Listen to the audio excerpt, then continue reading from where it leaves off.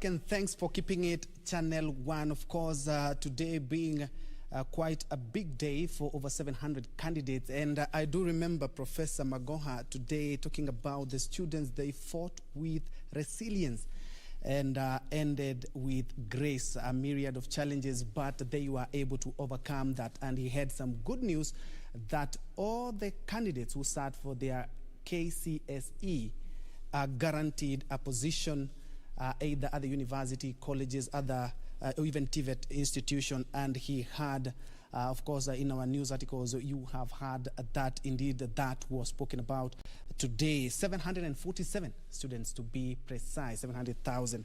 But to put things into perspective now, I'm joined by Mark Matunga, who is an educationist and also a computer scientist. Of course, being an educationist, how did you receive this news? Of course, every year we are anxiously waiting for the results of KCPE and KCSE, but this time round it was quite different. How did you receive the news?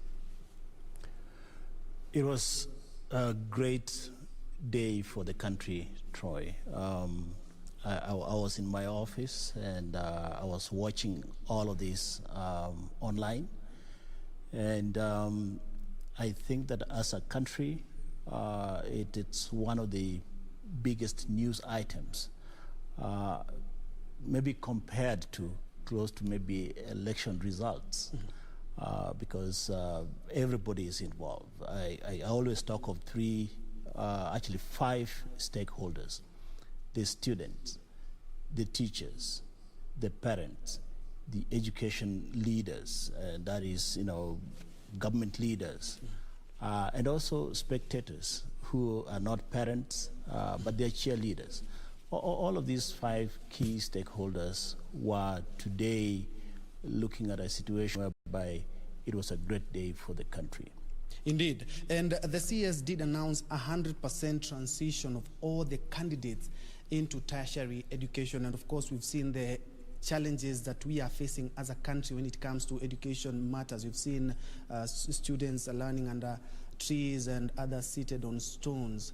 And of course, we do know that, of course, we talked about the laptop project, which really didn't bear fruits as we expected. Is this really tenable? 177, to be specific, 161 students all being absorbed into tertiary education? Troy, I think that, to be honest, it is, again, one major step to the right direction. And 100% transition is possible. And that's one of the things that I basically applaud the president, the cabinet secretary, the PS, and all the education leaders. Part of the reason is because you don't have to actually score an A to proceed on to the next level of education. I think the only thing that I might need to advise or suggest is that even if somebody gets in through other institutions, let's say TVET institution, they still have a pathway to university or to get a degree. So 100% transition is possible. I can tell you, I've seen my brother who I've been supporting come from different grades that were not necessarily A grade, and is now a PhD candidate, looking to graduating in just a few months. Indeed, and talking of the same, Hassan Abdullahi Osman has been named the most improved candidate, scored 168. Of course, there's a huge list of candidates who have really performed well since their KCPE examinations.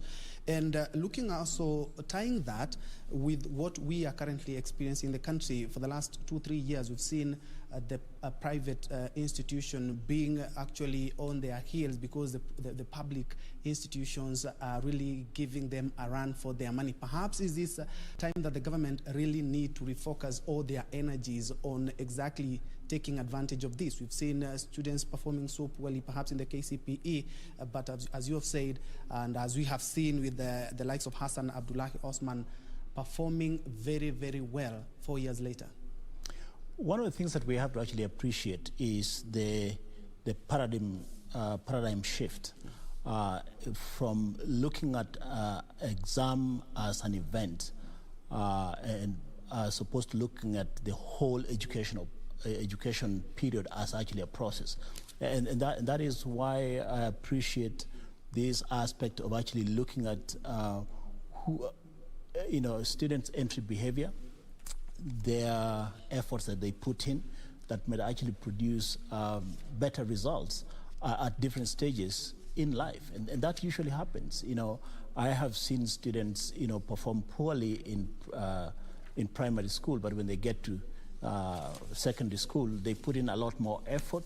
They're able to actually interact with teachers differently. And by the way, I just needed to say that we as a country, myself representing as many that would join me in this, to congratulate the teachers as well. I mean, the teachers did an amazing job in very difficult circumstances. And this, Troy, I think this is an important point that I want to make here. That the fact that in the year 2020, the calendar year, there was literally no learning. No learning took place during that year. And still, the students came back and did an amazing job and came back with these amazing results. Basically demonstrate that the teachers did a very good job earlier on in the previous 3 years in preparing these students toward the Form 4 exams. And that also includes covering the syllabus, so that actually Form 4 is more of just basically a revision year. And that's one thing that I must commend the teachers for. Indeed, and talking about the challenges that we are facing as a country, of course, we also have the KBC. Last year, COVID, of course, took over everything, and last year was a good year to kind of use it as a yardstick to measure perhaps how well we are prepared in the new curriculum. And of course, we've seen Professor Fatuma Shege being actually appointed as the Principal Secretary for Matters KBC, and the challenges that we've had. Perhaps, do you see a better chance perhaps to measure how prepared we are as a country right now when we are in the COVID-19 pandemic? So first of all, Troy, I usually have a challenge when we keep talking of KBC, but I'll join the bandwagon and talk of KBC, which is basically a curriculum. But what that whole curriculum is supposed to achieve is competency-based education. So it actually should be CBE, but I'll not fight with that for now.